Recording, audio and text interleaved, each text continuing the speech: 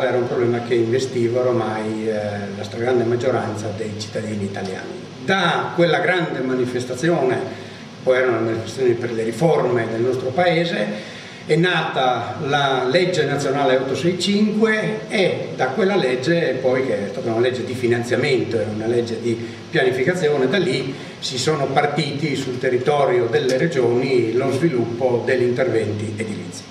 Io ero assessore comunale ad Aquileia, assessore alla casa, noi eravamo uno dei primi comuni per le questioni storiche che avevamo già lo strumento urbanistico che è il piano dell'edilizia economico-popolare.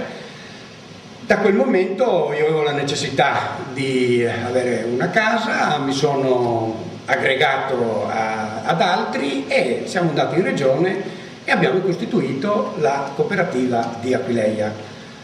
Cooperativa edificatrice aquileiense a proprietà indivisa. Di conseguenza abbiamo subito scelto il percorso cosiddetto ideologico, politico, non della cooperativa a proprietà divisa, dunque della proprietà della casa, ma la cooperativa a proprietà indivisa per il godimento dell'alloggio.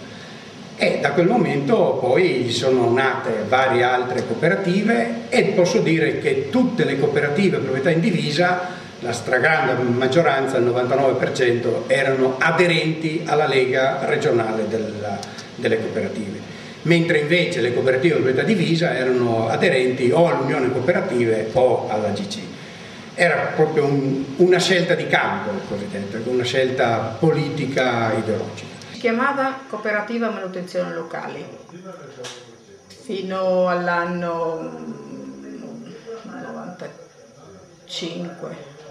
La cooperativa è nata nel 1953. Faceva solo pulizie di tutti i cinema di Udine.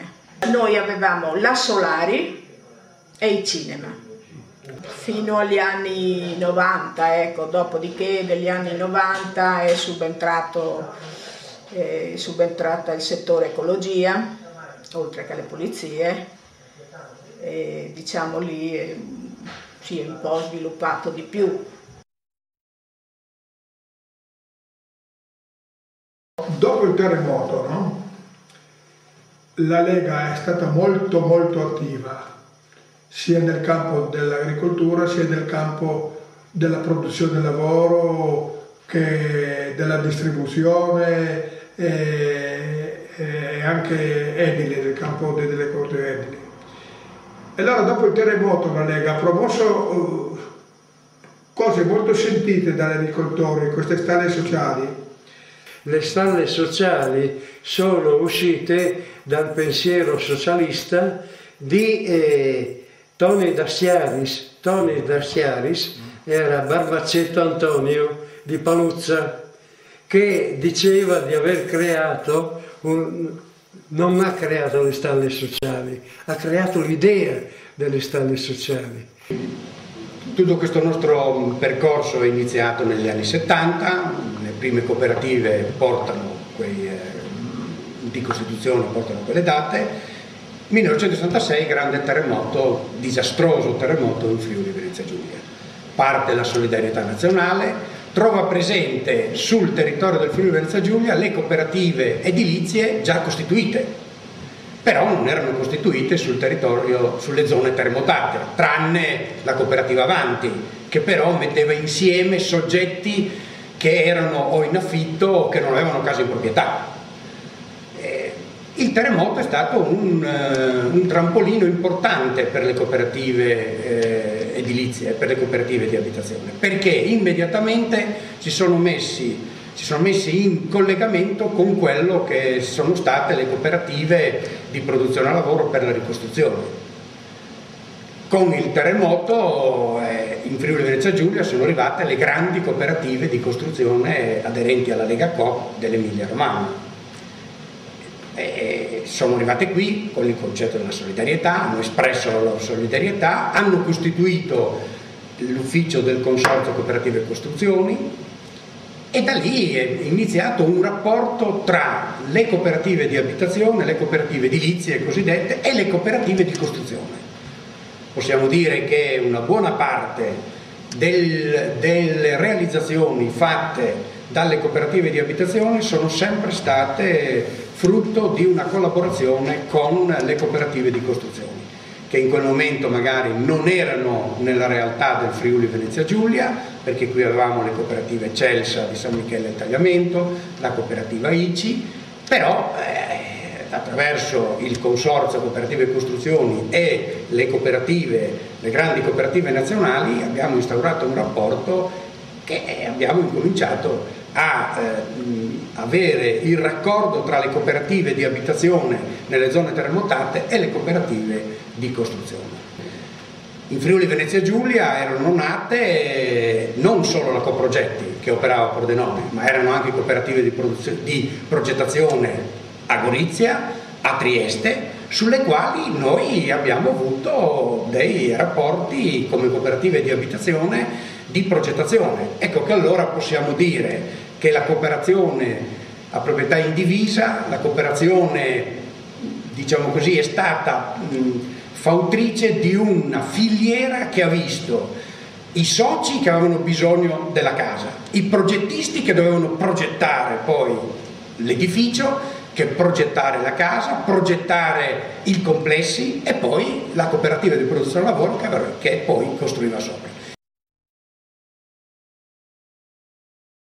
Io lavoravo in officina perché la comunità mi ha dato lavoro, no? Non volevo che mi mantenessero così gratuitamente, no, io vado a lavorare, no? E allora questa dicevo ai ragazzi quando andavo a casa a mangiare, c'erano 7-8 che vivevano con me, ragazzi io lavoro e voi cosa state qua tutto il santo giorno? E dovete lavorare, rimboccarsi le maniche, lavoriamo. Allora balenata l'idea che è venuta fuori dal carcere, dove andavo a trovare questi in carcere, facciamo una cooperativa giovanile, ed è venuta fuori quella famosa nel 1980 la cooperativa Arcobaleno. Io ho conosciuto dei nomadi e mi sono associato a loro, mi sono anche sposato addirittura dopo tanti anni. Sono insieme a una nomade da 23 anni circa, ho 3 figli con lei, tutti bravi, una si è appena diplomata non lo so, è maestra di asilo comunque. Si andava a rubare, come facevano i nomadi fino a pochi anni fa, perché ormai adesso sono tutti quasi inseriti nel lavoro, se non in cooperativa, c'è gente anche addirittura che si è messa in proprio, ha aperto attività e funzionano anche bene, cioè stanno andando anche bene. Ho cominciato a lavorare in cooperativa.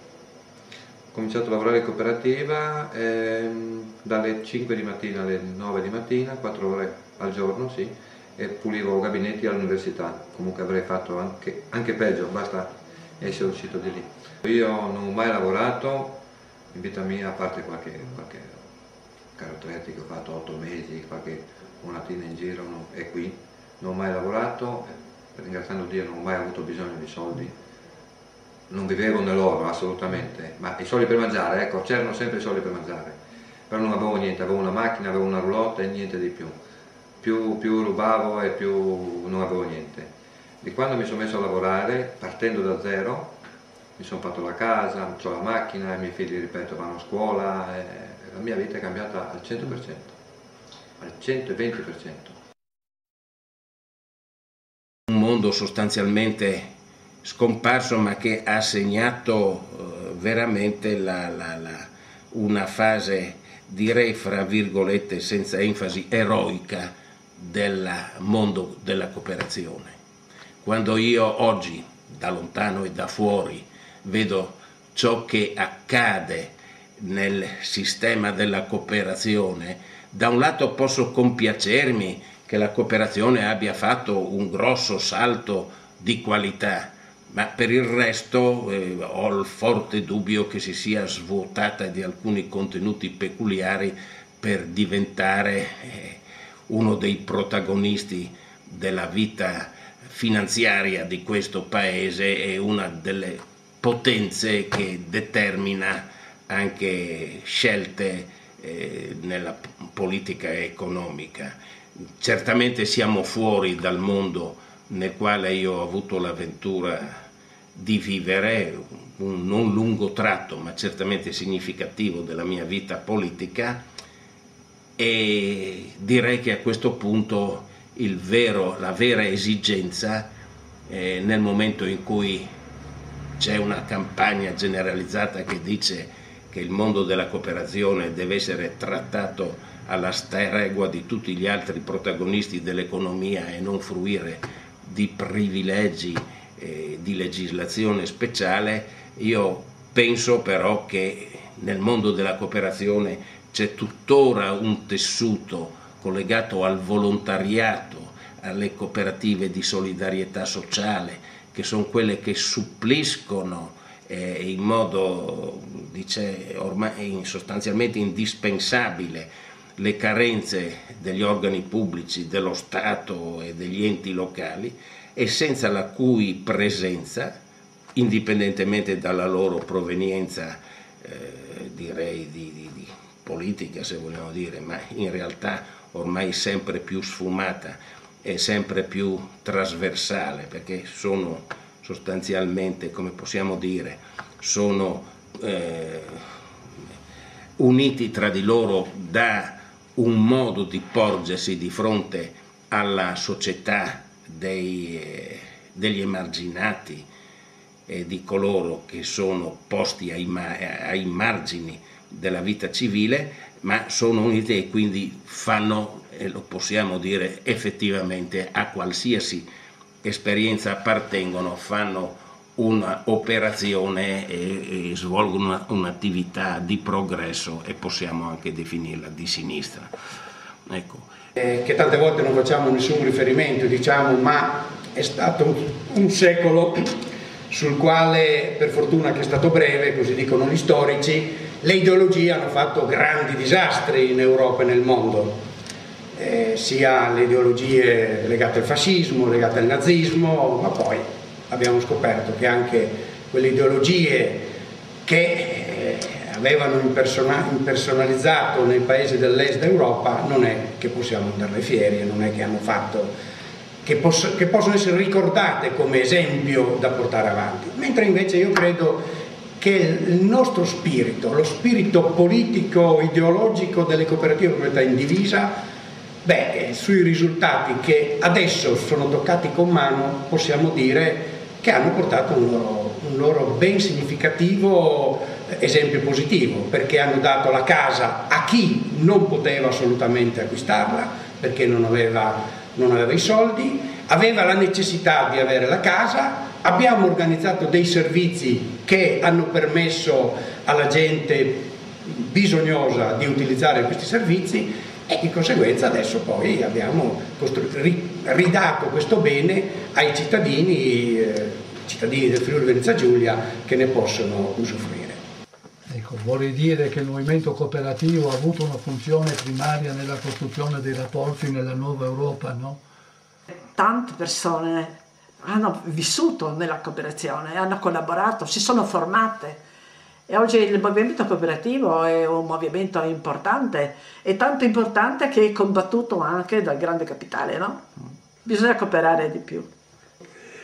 Sono innamorato della cooperazione perché è la base del futuro, secondo il mio punto di vista, cioè ogni uomo un voto, ogni uomo un'intelligenza, no? Questo è il problema fondamentale, no?